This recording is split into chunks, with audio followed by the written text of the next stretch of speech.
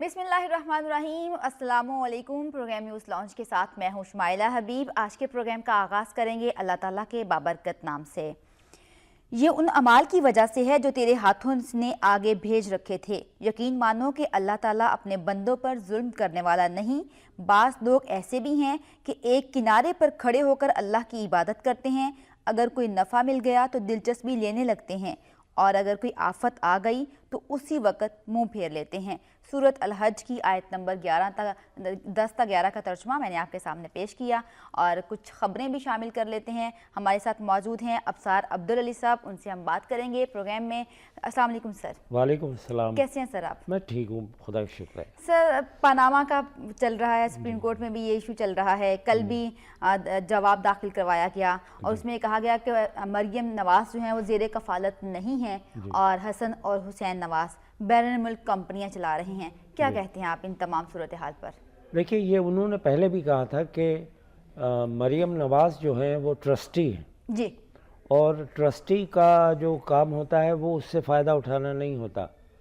जो मिल्कियत है, जो प्रॉपर्टी है, उससे वो फ़ायदा नहीं उठाता ट्रस्टी। ठीक, तो उस पर वो अपने कायम है मौक़िफ़ पर अब भी। सही। और एक भाई ने कहा है कि उसकी कोई प्रॉपर्टी नहीं वहाँ, दूसरे ने कहा है कि है। तो अब वैसे तो ये मसला सब जुडिस है, इसकी जो परतें खोलना मुनासिब तो नहीं होता, इतनी हमारे लिए मुनासिब भी नहीं है। लेकिन ये ज़रूरी है कि जो सही हक़ाइक़ हैं वो सामने आएँ।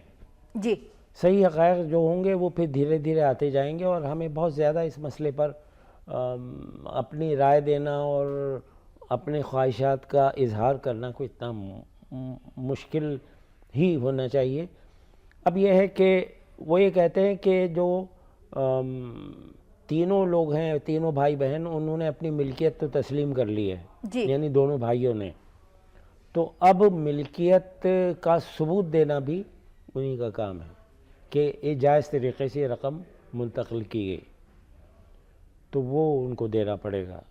और ये इनके लिए नहीं बल्कि हर वो शख्स जो पनामा लीग के तहत कोर्ट में आएगा, ये लाया जाएगा, ठीक, उसको ये देना पड़ेगा। कल भी ये समाअत 15 नवंबर तक मुलतवी की गई। अफसार साहब, तो आप क्या समझते हैं कि जो तहरीक इंसाफ या दीगर अपोजिशन जमातें चाहती हैं कि सबूत पेश किए जाएं, क्या वो सबूत पेश कर पाएंगी सुप्रीम कोर्ट में? पनामा से हवाले से इस नून लीग की जानिब से भी कहा गया कि इमरान खान साहब तो वैसे बातें करते हैं, उनके पास कोई सबूत मौजूद नहीं होता। तो क्या इमरान खान साहब 15 नवंबर को या इससे आगे अगर कोई सुप्रीम कोर्ट कोई तारीख देती है तो कोई ठोस शवाहिद पेश करेंगे? नहीं, इमरान खान के जो वकील हैं उन्होंने कहा हमने तो सबूत दे दिए।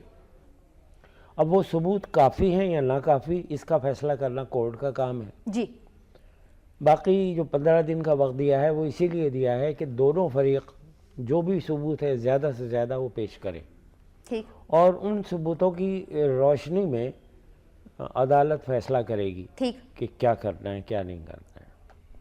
और आज तो उन्होंने कहा भी है कि इसमें सज़ा भी हो सकती है और क्लीन चिट भी मिल सकती है। जी। तो ये तो हर मुकदमे में होता है। हम इससे पहले भी पनामा लीक्स के हवाले से बात कर चुके हैं। आपने भी इससे पहले अपने प्रोग्राम्स में ये कहा कि यकीनन पनामा लीक्स का जो भी मामला है वो अवाम के सामने आना चाहिए। तो आप नहीं समझते कि यहाँ पर अभी मरियम नवाज़, हसन नवाज़ और हुसैन नवाज़ का नाम आ रहा है, तो वज़ीर आज़म को भी इस मामले में खुलकर सामने आना चाहिए? जो मेफेयर फ्लैट्स की बात की जाती है, जो उनके कारोबार की बात की जाती है, वो तमाम सबूत देने चाहिए। जबकि कल ये भी कहा गया कि कानून के मुताबिक टैक्स अदा किया जाता है। तो क्या ये काफ़ी है जो नून लीग की जानिब से दिए गए? नहीं, अगर नाकाफ़ी हैं तो ये कोर्ट का काम है, ठीक, कि वो उनसे कहे कि आप काफ़ी सबूत दें।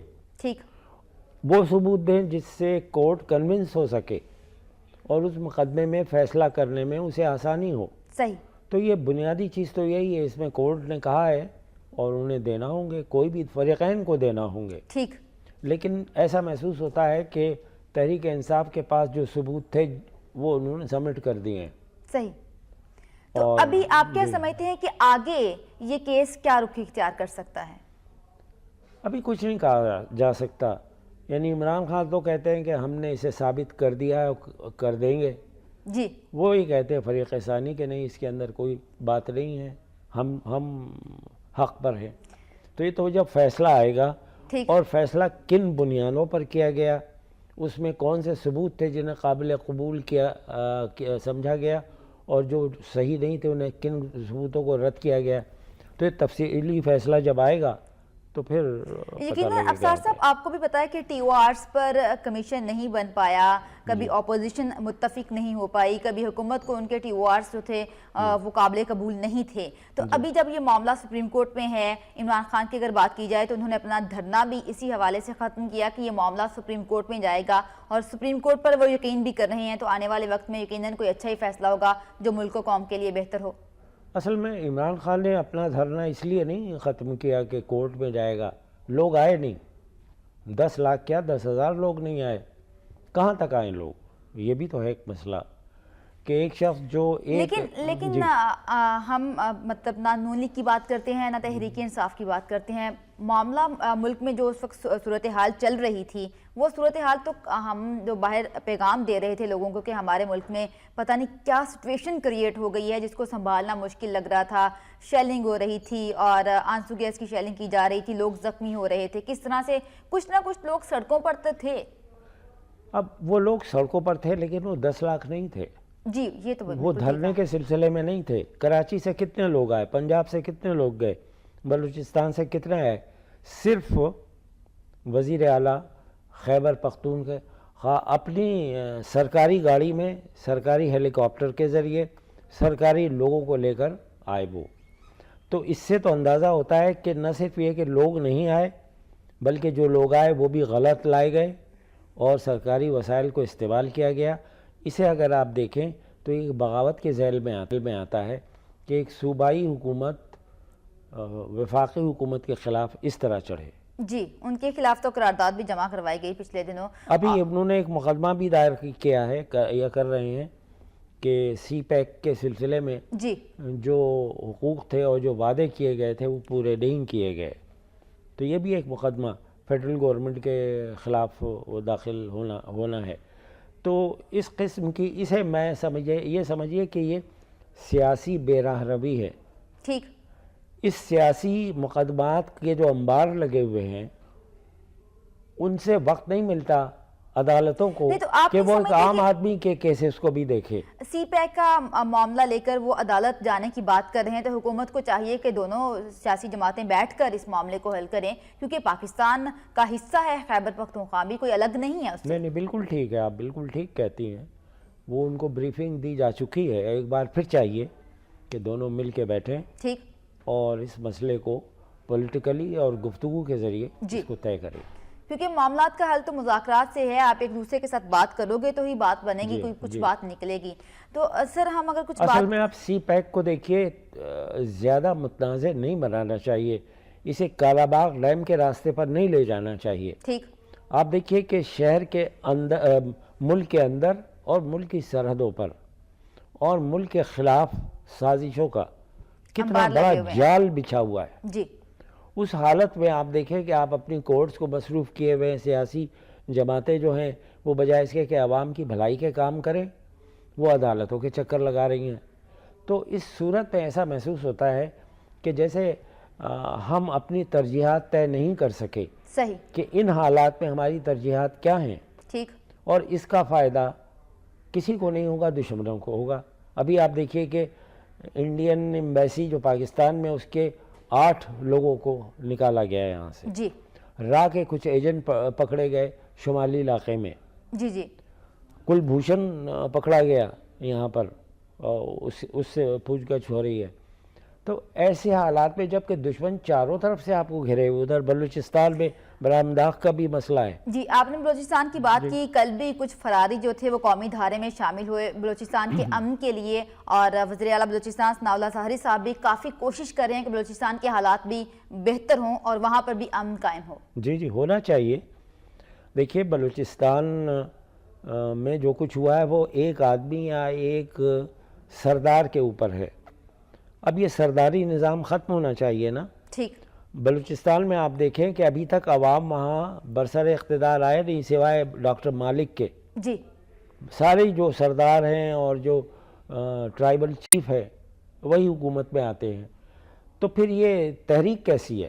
ٹھیک. یہ عوامی تحریک تو نہیں ہوئی, یہ ایک ٹرائبل چیف کا اپنے اقتدار کو، اپنی طاقت کو بحال کرنے کا ایک مشن ہے، جس میں اسے فنڈز مل رہے ہیں بھارت سے، اور وہ کام کر رہا ہے پاکستان کے خلاف. ٹھیک، تو اس کو دیکھنا چاہیے. ابصار صاحب، اگر یہ فیصلہ کورٹ کا فیصلہ، سپریم کورٹ کا فیصلہ آ جاتا ہے نواز شریف کے حق میں، ان کے بچوں کے حق میں فیصلہ آ جاتا ہے، تو آپ کیا سمجھتے ہیں کہ اپوزیشن دیگر جماعتیں جو ہیں ان کو کیسا دھچکا لگے گا، کیا ری ایکشن ہوگا ان کا اس کے بعد؟ نہیں دیکھیں، اس کو ہمیں ان کی تضحیق کرنے یا ان کو شرمندہ کرنے کی ضرورت نہیں ہے. ٹھیک ہے، اگر نواز شریف کے حق میں فیصلہ آ گیا تو قبول کر لیں اسے، اور پھر حکومت کے کام اسی رفتار سے جاری رہنے کے لیے موقع فراہم کریں. جیسے ابھی حکومتی رہنماؤں کی جانب سے تو یہ کہا جاتا ہے کہ جو بھی فیصلہ ہوگا وہ ہم اس کو تسلیم کریں گے، اور باقی سیاسی جماعتیں بھی یہی بات کہہ رہی ہیں کہ جو بھی فیصلہ ہوگا ہم اس کو تسلیم کریں گے. تو اب یہ ہے کہ اگر اس میں ایک شخص کا موقف غلط ثابت ہوا تو اسے شرمندہ کرنے، اس کے خلاف طعنے زنی کرنے کی بھی ضرورت نہیں ہے. ٹھیک. اور جو جیت گیا اسے بھی اتنا فخر اور شیخی جتانے کی ضرورت نہیں ہے. صحیح. اب مسئلہ یہ ہے کہ حکومت ہر طرف سے پریشانی میں ہے، کہ اور پریشان کرنے والے یہ نہیں سوچتے کہ حکومت کے خلاف کام کرنے سے عوام کا نقصان ہوتا ہے. حکومت 5 سال کا مینڈیٹ لے کر آئی ہے، جی، تو 5 سال میں اسے کتنا آپ نے یکسوئی کے ساتھ کام کرنے دیا. بارہا میں نے کہا ہے کہ آپ جس صوفے پر بیٹھی ہیں، کوئی ایک پایا کھینچے، کوئی آ کے آپ کے ساتھ ہاتھ سے قلم کھینچ لے، کوئی اخبار کھینچ لے، کوئی کچھ کرے، پریشان کرے آپ کو، تو آپ کیسے کام کریں گی؟ آپ کیسے اخبار پڑھ کے یہ پروگرام کریں گی؟ ٹھیک. تو سوال یہ پیدا ہوتا ہے کہ ایسے حالات پیدا کرنا چاہیے، کم سے کم کورٹس کو زحمت دینی چاہیے تاکہ وہ عوامی مقدمات آپ نے بالکل کہا کہ ہم جمہوریت کی بات کرتے ہیں، جمہوری حکومت ہے اور عوام نے منتخب کیا ہے ان کو، اپنے نمائندے نواز شریف صاحب کو، مسلم لیگ نون کو، تو ان کو کام کرنے دینا چاہیے. لیکن جہاں پہ رکاوٹیں ہوں، جہاں پہ عوام کی بات کی جائے، عوام مہنگائی کرتی ہے، ان تمام صورتحال کو بھی ہمیں نظر میں رکھنا چاہیے. بالکل رکھنا چاہیے. دیکھیے یہی تو ایشوز ہیں. اب ان ایشوز کی طرف اپوزیشن نہیں آتی. جی. پانی، صاف پانی کا مسئلہ ہے، اس پر دھرنا دو. جی. مہنگائی بڑھ رہی ہے، اس پر دھرنا دو. بجلی کی سپلائی جتنی وعدہ کیا تھا اس کے مطابق ابھی تک پوری نہیں ہو سکی، اس کے خلاف دھرنا. یہ عام آدمی کا ایشو ہے. اب پاناما جو ہے یہ عام آدمی کا ایشو نہیں ہے، یہ خاص پارٹی کا ایشو ہے، اور وہ اس کے ذریعے اس حکومت کو ناکام کرنا چاہتی ہے. ٹھیک. تو سوال یہ ہے کہ خود اگر حکومت کے اوپر یہ الزام ہے کہ ترقیاتی کاموں میں اس کی ترجیحات صحیح نہیں ہیں، یعنی میٹرو ٹرین کی ترجیح نہیں ہونی چاہیے، اس کے مقابلے میں اسکولوں اور پانی کا، اسپتالوں کا قائم کرنا ضروری ہے. تو دوسری طرف اپوزیشن کی ترجیحات بھی تو ٹھیک نہیں ہیں، وہ بھی تو مثالی نہیں ہیں. صحیح. یعنی جو ایشوز ہیں اس کے اوپر آپ احتجاج کریں، اس کے بارے میں آپ تجاویز پیش کریں. صحیح. اور یہ ہوتا نہیں. دیکھیے جو اپوزیشن لیڈر ہے وہ بھی عوامی بھلائی کے کام کرتی ہے. جی. یہ جو پانی فلٹریشن پلانٹس ہے، یہ کم از کم جو اپوزیشن جماعتیں اپنے ان علاقوں میں جہاں انہوں نے ووٹ لیا ہے، کامیاب ہوئی ہیں، وہاں لگائیں. وہاں کے جو وسائل ہیں ان کو پول کریں اکٹھے اور وہ لگائیں. عوام کی بھلائی. ہوتا یہ ہے کہ ہمارے یہاں حکومت کی توجہ، حزب اختلاف کی توجہ ہوتی حکومت کو گرانے کی طرف. ٹھیک. حکومت کی گرانے کی طرف حکومت کو تھوڑا موقع تو دے عوام کے لیے. عوام کے جو ایشوز ہیں اس کے اوپر بہت سختی سے حکومت کو تنقید کا نشانہ بنانا چاہیے، اور صرف تنقید کا نشانہ نہیں بلکہ متبادل تجاویز بھی دینا چاہیے، کیونکہ اس میں عوام کا فائدہ ہے. اب اپوزیشن اپنے اس رول کو نہیں ادا کر رہی، ترجیحات دونوں کی غلط ہے. آپ دیکھیں پاکستان پیپلز پارٹی نے بھی اپنا دور حکومت پورا کیا، 5 سال پورے کیے، تو آپ کیا سمجھتے ہیں کہ ان کے دور حکومت میں بھی دیکھا جائے ترقیاتی کاموں کے حوالے سے تو کچھ خاص ڈیولپمنٹ نہیں ہوئی پاکستان میں اگر بات کی جائے؟ اس کے مقابلے میں تو یہ بہتر ہے. ابھی پیپلز پارٹی خود نون لیگ کو گرانے کی بات کرتی ہے، خود اس کو تنقید کا نشانہ بناتی ہے، خود بات کرتی ہے کہ پاکستان مسلم لیگ نون کرپشن کر رہی ہے، ملک کو کچھ دے نہیں رہی. تو آپ نہیں سمجھتے کہ ان کو بھی ذرا سوچ سمجھ کر بات کرنی چاہیے؟ سب کو. یہ میں نے کہا نا حزب اختلاف میں، اور مجھے تو حیرت ہوتی ہے جماعت اسلامی پر کہ وہ بڑے پازیٹیو تھنکرز ہیں، پڑھے لکھے لوگ ہیں، اس میں کوئی دولت مند یا وڈیرے ٹائپ کے لوگ نہیں ہیں، وہ بھی اس میں شامل ہو گئے. ان کے پاس تو ایک سوشل سروس کا ایک بہت بڑا نیٹ ورک ہے، ٹھیک، اس پہ بھی توجہ دیں اور جو ایشوز ہیں ان کی طرف آئیں. صحیح. وہ بھی پاناما لیک کی طرف آپ بظاہر دیکھیں، یعنی اس کا ہونا چاہیے، یہ نہیں ہے کہ اگر کوئی کرپشن ہوئی ہے تو اس کا مداوع نہ ہو، اس کی سزا نہ دینی چاہیے. اب صرف بات کی جا رہی ہے پاناما لیکس کے حوالے سے. پاناما لیکس میں تو دیگر سیاسی جماعتوں کے رہنماؤں کے بھی نام شامل ہیں، تو آپ نہیں سمجھتے کہ سب کا ہی احتساب ہونا چاہیے؟ چھوٹے سے لے کے بڑے کا، بڑے سے لے کے چھوٹے کا، سب کا احتساب ہونا چاہیے. اب دیکھیے، نفرت اور تقسیم کی سیاست اگر اپوزیشن کی طرف سے ہوتی ہے تو اس کو کنڈم کرنا چاہیے، اس کو رد کرنا چاہیے. آپ یہ دیکھیے کہ پاناما لیکس کے حوالے سے کوئی دوسرا نام آپ نے سنا ہے سوائے پرائم منسٹر کے؟ اور پرائم منسٹر کا نام ہے بھی نہیں پاناما لیک میں، ان کے تینوں بچوں کا ہے. ان کو اس لیے الگ کیا جاتا ہے کہ یہ پاکستان کے وزیر اعظم ہیں. ہاں، لیکن اس میں بھی دوہری پالیسی ہے حکومت حزب اختلاف کی. جب پرائم منسٹر نے کہا کہ اٹارنی جنرل ہیلپ کرے گا تو اپوزیشن کی طرف سے یہ اعتراض آیا کہ آپ سرکاری وسائل استعمال نہیں کر سکتے. یہ کوئی سرکاری مسئلہ نہیں ہے، نواز شریف پر ذاتی یہ الزام ہے، ٹھیک ہے نا؟ ٹھیک.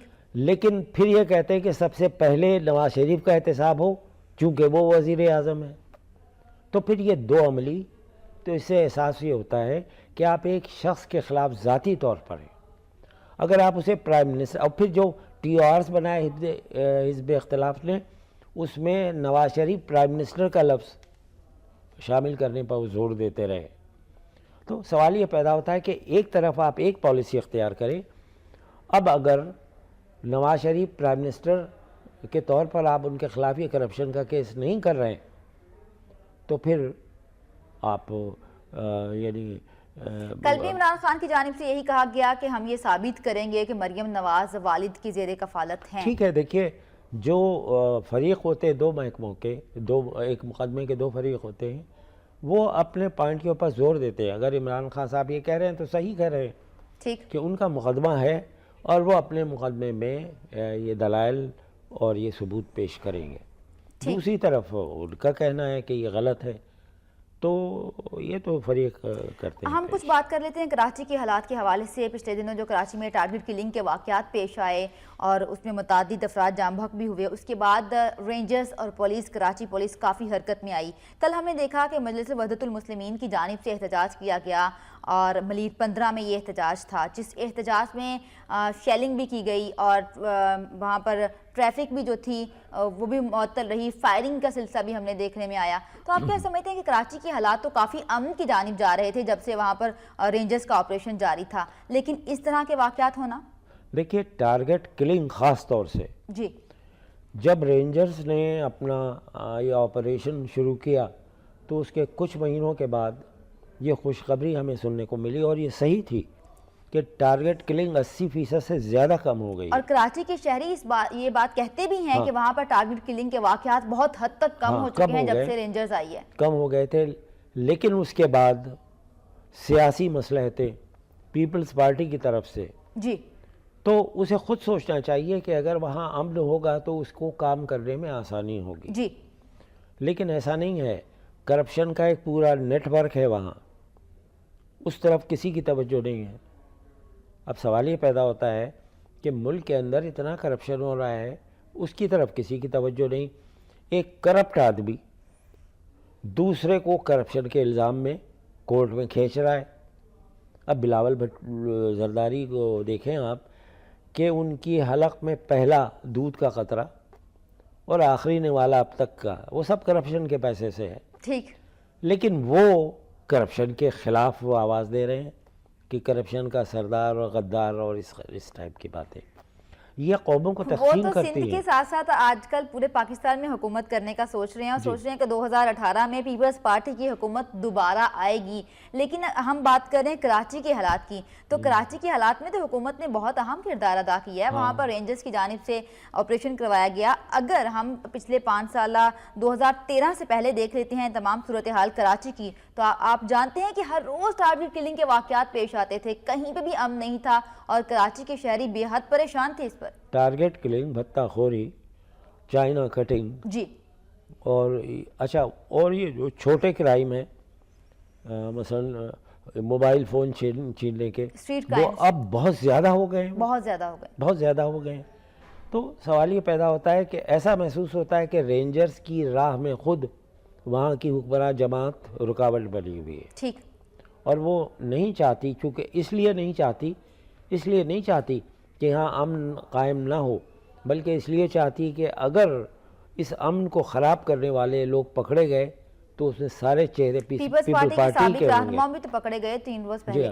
تو یہ کہتے ہیں کہ اگر یہ جرائم پیشہ لوگ پکڑے گئے اور ان کے چہروں سے نقاب اٹھایا گیا تو وہ سب پیپل پارٹی کے لوگ ہوں گے. جی. تو اس لیے وہ نہیں چاہتے. پیپلز پارٹی کے لوگوں کی بات کی آپ نے, تو ابصار صاحب ایم کیو ایم کے بارے میں بھی کہا جاتا تھا. جی, یہ تعصب بھی لیا جاتا تھا. وہاں کمپٹیشن تھا کہ کون زیادہ کرپشن کر رہا ہے, اور کرپشن کو وہ 2 مقصد کے لیے استعمال کرتے تھے. ایک تو کرپشن کے ذریعے پیسہ, ٹھیک, اور دوسرے کرپشن کے ذریعے اپنی نیوسنس ویلیو, اپنی دہشت ٹھیک, برقرار رکھنا. اور اس دہشت کے ذریعے وہ جو کام بھی کروانا چاہتے تھے فوراً کروا لیتے تھے. جی. لیاری کا آپ دیکھیں کیا کیا حالات تھے, اور کیا اب بھی ہیں, کوئی نہیں ہے. تو وہاں جو کم سے کم انٹیریئر سندھ میں جو پیپل پارٹی کو اکثریت ملتی ہے, ووٹ ملتے ہیں. لیکن ابصار صاحب دیکھیں, ابھی جب سے سندھ کے وزیر اعلیٰ چینج ہوئے ہیں وہاں پر, تو مراد علی شاہ کافی متحرک ہیں سندھ کے ہر معاملے میں. صفائی کا معاملہ ہو, چاہے امن کا معاملہ ہو, تو وہ خود پیش ہیں اس معاملے میں, تمام تر صورتحال کو دیکھ رہے ہیں. وہ ٹھیک ہے, دیکھیے پیش رہنا اس معاملے میں, انہیں چاہیے اپنے محکموں کو متحرک کریں. ٹھیک. جو صفائی کا ذمہ دار ہے اس میں تبدیلیاں لائیں, اس کے لیے کوئی انفراسٹرکچر ایسا ایکٹیو قسم کا وہ کریں, اور خود جو ان کا منصب ہے پورا کریں. اب اس طرح تو لوگ اعتراض لگاتے ہیں کہ فوٹو سیشن کروا رہے ہیں, ایک سستی شہرت حاصل کرنے کی کوشش کر رہے ہیں. ان کی نیت کی بات نہیں ہے. ٹھیک. ان کا یہ یعنی ایک خیال ہے کہ جو گندگی ہے اس سے لوگوں کو سامنے نظر آتا ہے کہ کراچی میں کام نہیں ہو رہا ہے, حکومت کام نہیں کر رہی ہے. تو جو بھی کام کرنے والے متعلقہ ادارے ہیں ان کو متحرک کریں, اداروں کو مضبوط کیا جائے, تب بھی امن بھی قائم ہوگا. اور صفائی کے حوالے سے بات کی جائے, کل اگر ہم بات کرتے ہیں, وزیر اعلیٰ سندھ کی ہی بات کر رہے ہیں, تو ان کی جانب سے کہا گیا کہ امجد صابری کے 2 قاتلوں کو گرفتار کر لیا گیا ہے, ان کو پکڑ لیا گیا ہے. تو کراچی پولیس نے اس میں کامیابی حاصل کی ہے.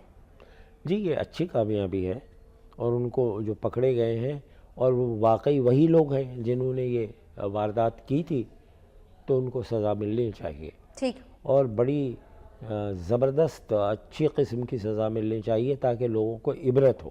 صحیح.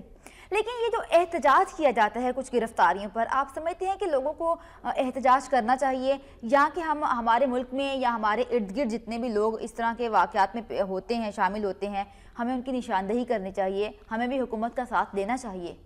یہ بات ابھی 2 منٹ پہلے میں نے عرض کی تھی. جی. کہ حکومت اس لیے گرفتاریوں کے خلاف ہو جاتی ہے, یا ایم کیو ایم اس لیے گرفتاریوں کے خلاف ہو جاتی ہے کہ وہ لوگ جو پکڑے جائیں گے ان کے چہرے ان 2 پارٹیوں سے تعلق رکھتے ہیں. صحیح. آپ نے دیکھا ہوگا آج 4 مجرم پکڑے گئے, ان کا تعلق سیاسی جماعت سے ہے. سیاسی جماعت سے. ٹھیک ہے نا. تو یہ سیاسی جماعت 2 ہی ہیں بس وہاں, ایک تو پیپل پارٹی جو حکمراں جماعت ہے, اور دوسری جو نیم حکمراں جماعت, یعنی اپنی نیوسنس ویلیو کی وجہ سے وہ اب بھی حکومت میں نہ ہوتے ہوئے بھی اس کا دباؤ ہے علاقوں پر.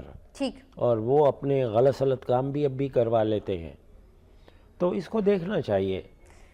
کراچی کے حالات کی بات کر رہے ہیں, تو کراچی کے حالات تو بہتر ہوئے ہیں, اس کا کریڈٹ یقیناً ہماری حکومت کو بھی جاتا ہے, اور سندھ حکومت نے بھی اس میں تعاون کیا ہے, تو یہ معاملات یہاں تک پہنچے ہیں. آگے کیا حکمت عملی ہونی چاہیے؟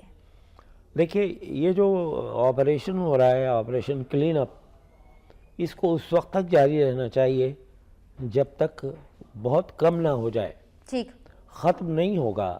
یہ میں بارہا کہتا ہوں کہ جو برائیاں ہیں ایک دم ختم نہیں ہوتی. صحیح. یہ چلتی رہتی ہیں, لیکن دھیرے دھیرے اتنی کم ہو جاتی ہیں کہ خیر جو ہے وہ شر پر غالب آ جاتی ہے, اور شر کمزور ہو جاتا ہے, اور خیر جو ہے وہ طاقتور ہو جاتا ہے. اس سطح پر جب تک نہ، اور یہ عوام اور سیاسی جماعتوں کے تعاون کے بغیر ممکن نہیں ہے. ٹھیک. اب اگر رینجرز کسی کو گرفتار کرتے تو رینجرز کا اس شخص سے یا اس پارٹی سے کوئی ذاتی تنازع تو نہیں ہے. جی. وہ تو ان فرائض کی بجاوری میں انہیں گرفتار کرتے ہیں جو حکومت کی طرف سے انہیں دیے گئے ہیں، جی. یا جو ان کا جاب ڈسکرپشن ہے کہ آپ نے یہ کام کرنا ہے. تو اس صورت میں انہیں پھر دیکھنا چاہیے کہ سیاسی جماعتیں ان کے ہاں، اب اسے تو میں سمجھوں کار سرکار میں مداخلت، ٹھیک. اور یہ بہت بڑا جرم ہے.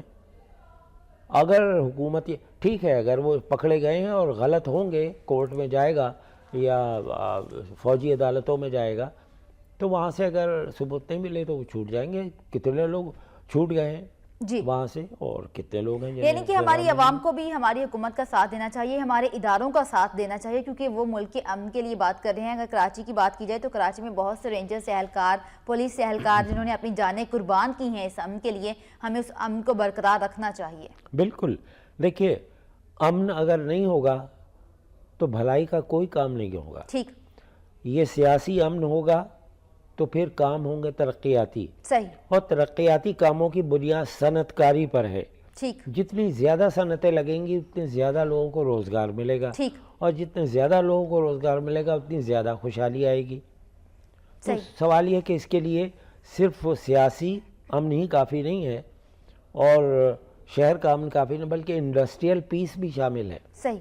کہ کوئی جب انڈسٹری لگتی ہے تو اس میں بھی پھر گڑبڑ شڑبڑ سیاسی جماعتوں کا وہاں پر غالب آ جانا شروع ہو جاتا ہے، اور وہاں اپنی ووٹ بینک بنانے کے لیے ان کو اکساتے ہیں کہ تمہارے حقوق یہ ہیں، فرائض کا کہیں پتہ نہیں ہوتا.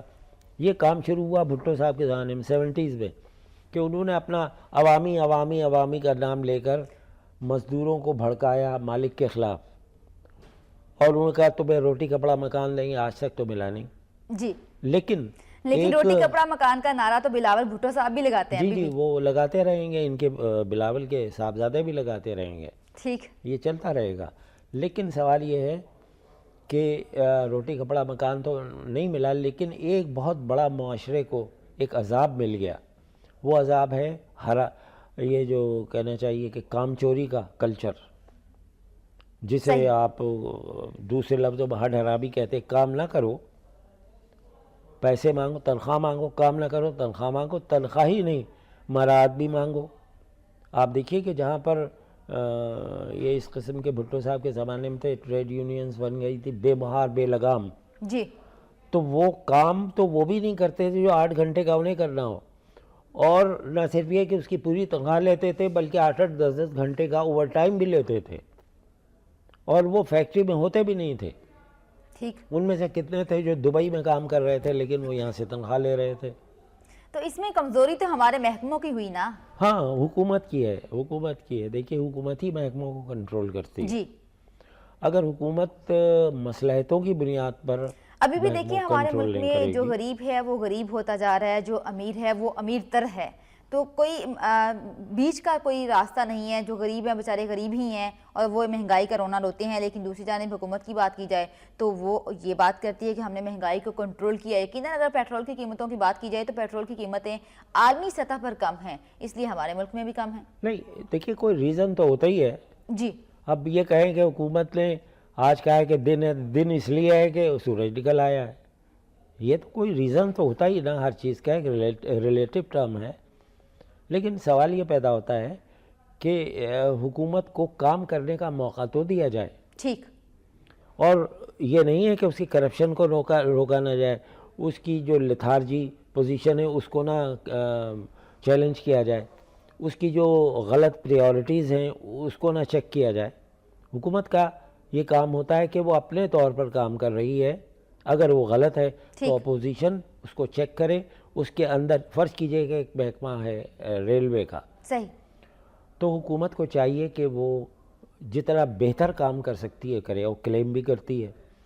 اپوزیشن کو چاہیے کہ وہ اس محکمے میں جو خرابیاں ہیں ان خرابیوں کی نوعیت کیا ہے، اس خرابیوں سے عوام کو کیا نقصان پہنچ رہا ہے، اور ان کے ذمہ دار کون کون ہیں، ان کے ذمہ دار کون کون، اس کے مطابق جی وہ سارے ڈیٹاز کلیکٹ کر کے اسمبلی میں پیش کرے.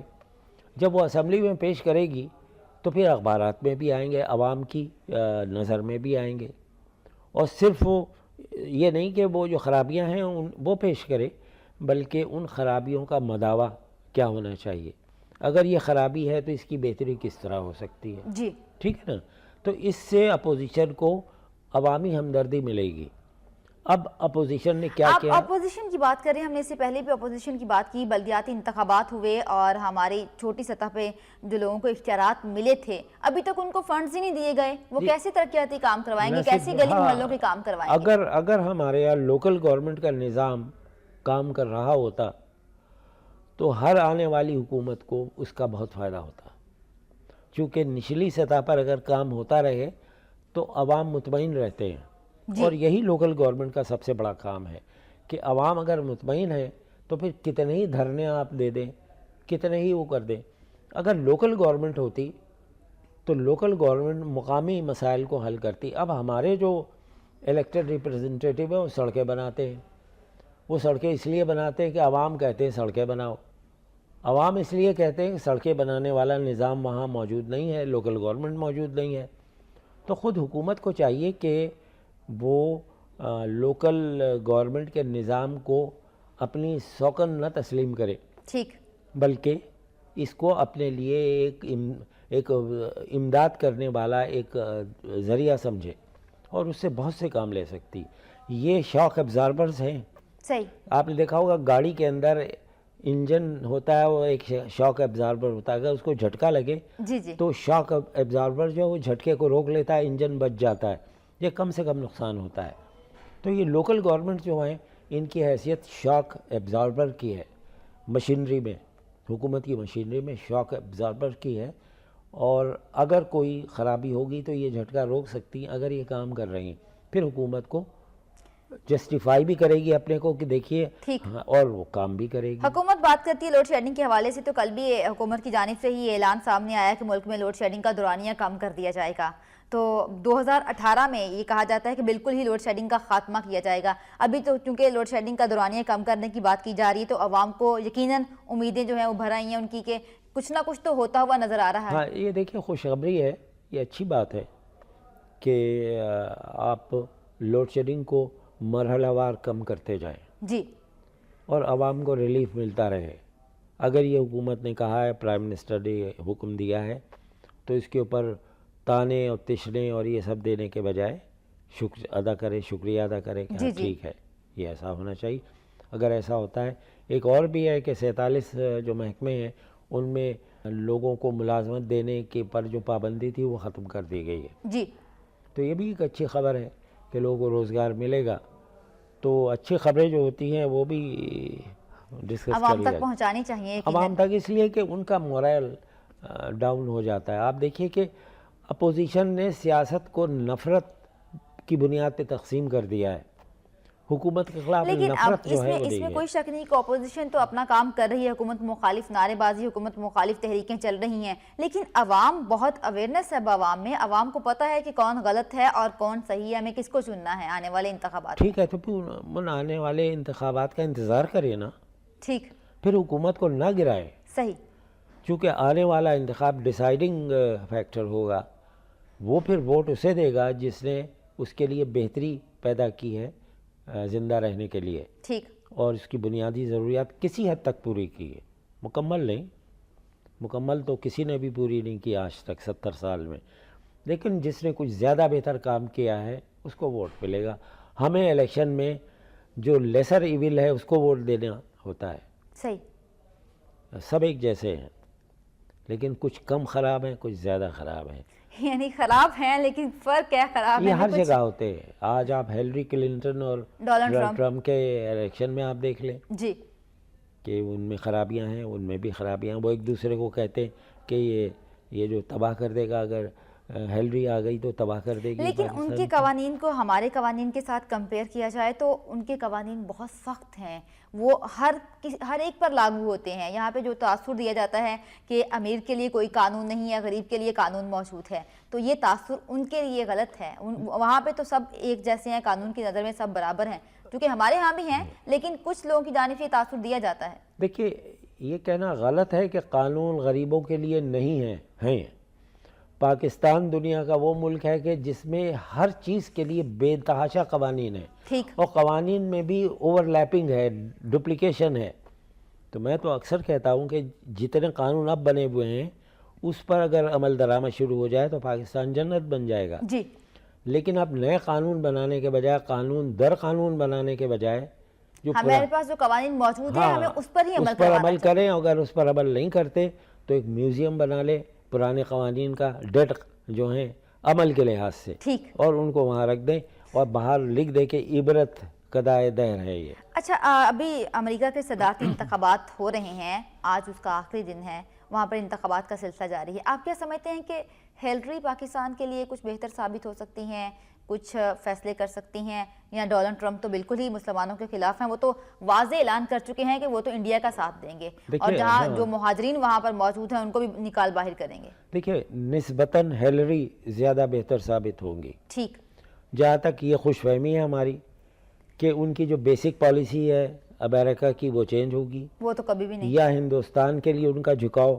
ختم ہو جائے گا، یہ خوش فہمی ہے. ٹھیک، آپ یہ دیکھیے کہ ہندوستان میں 1 ارب اور 25-30 کروڑ لوگ ہیں. جی، وہ مارکیٹ ہندوستان امریکہ کے بنائے ہوئے ہتھیاروں کا سب سے بڑا خریدار ہے، تو وہ کیوں نہیں چھوڑیں گے؟ پھر چائنا کے مقابلے میں وہ ایک چھپا ہوا دشمن بھی ہے چائنا کا، جی، اور آبادی کے لحاظ سے، وسائل کے لحاظ سے تقریباً وہ برابر ہونے کا دعوے دار ہے ایک دوسرے کو، تو وہ کیوں چھوڑیں گے؟ یہ سوچنا چاہیے. ہاں، ان کے ہیلری کے آنے سے نسبتاً بہتر ہوگا. ٹھیک، کچھ ہماری آواز بھی سنی جائے گی، 80% ان کی یا 70% ان کی، 30% ہماری بھی سن لی جائے گی. چونکہ اگر ہمارا محل وقوع، اسٹریٹجک پوزیشن ہماری نہ ہوتی جغرافیائی، تو ہمیں تو گھاس نہ ڈالتا امریکہ. لیکن یہ بات بھی تو امریکہ کو چبھتی ہے نا کہ چائنا پاکستان کا دوست ہے اور چائنا پاکستان کی مدد کرتا ہے، پاکستان چائنا کے ساتھ تعاون کے ساتھ ایک تعاون بڑھانے پر بھی زور دیتا ہے، اور ہر جگہ پہ چائنی اور پاکستانی ایک جگہ پر ہیں. یہ چیز بھی تو چبھتی ہے نا انڈیا کو، امریکہ کو. جی بالکل چبھتی ہے، اور اس لیے بھی وہ ہندوستان کا ساتھ دیتے ہیں. تو جو چائنا ہے اس کے خلاف امریکہ کیسے کام کرے گا زیادہ؟